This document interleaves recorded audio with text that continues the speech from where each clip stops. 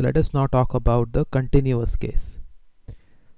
So if x and y are jointly continuous with f as the probability density function, then this cumulative distribution function f of x comma y, this is given as integral from minus infinity to y, then another integral from minus infinity to x, f of s comma t ds dt. Now this is the same definition as before. This is nothing but probability that, now I'm going to write as y less than equal to y, comma, x less than equal to small x. We could have written x is less than equal to x, comma, y is less than equal to y.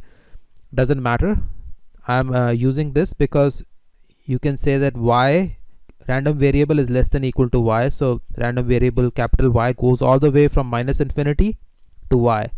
Similarly, random variable capital X is less than equal to small x, means it goes all the way from minus infinity to small x. And then you write f of s comma t ds dt. So there is nothing special about s and t. The only important part is this small x and small y. So this small x and small y are the ones which appear here. So instead of this f of s comma t ds dt, you could have written f of x comma y dx dy. Wouldn't have mattered.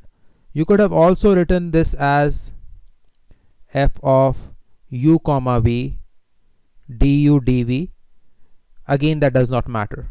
The point is that these limits from minus infinity to y and minus infinity to x are the ones which are important, and this y and this x is precisely what gets translated to these limits. So y less than equal to y is the same thing as minus infinity less than y less than equal to small y, and that is precisely the limit, minus infinity to y, and similarly for capital X.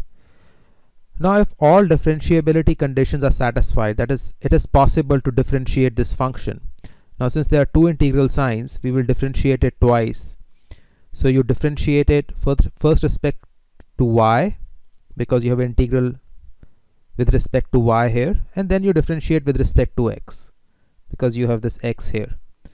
So you get rid of both these integrals, and then you get f of x comma y. So instead of s comma t, you will get f of x comma y if you differentiate with respect to first y and then x. So you're taking this side, then you are applying this double differential, you get f of small x comma y.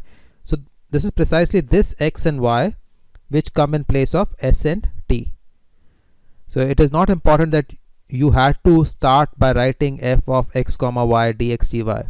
You could have written this or this, but this y and x by fundamental theorem of calculus will take their place instead of s comma t. So you get this relationship between the distribution function and the mass function. So notice that in the single variable case, we just had a single differential. So we could say that d by dx of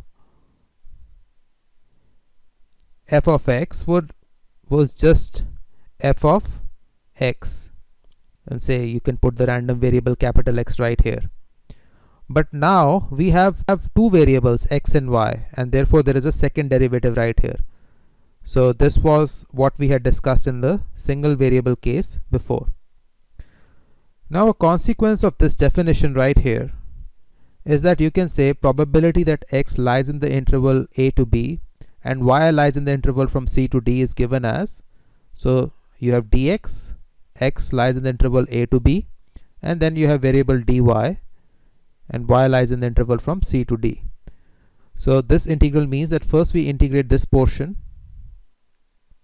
and once you integrate this, then we integrate the portion with respect to y. Now let us talk about marginal distributions.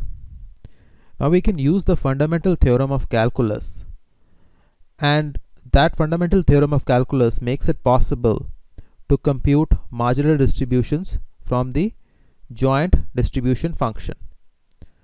So basically you integrate over y, so you integrate out all variables with respect to y to get the marginal distribution for x. So notice that we had done the same thing in the discrete case. So in the discrete case, we summed up over, you sum up over y. So here, instead of summing up over y, you're taking integral over y. So you have dy and you have integral. Similarly, you can find the mass function for y by integrating with respect to x. So in the discrete case, we sum up over x, just like in the example we have shown before. In the continuous case, you just take the integral over dx.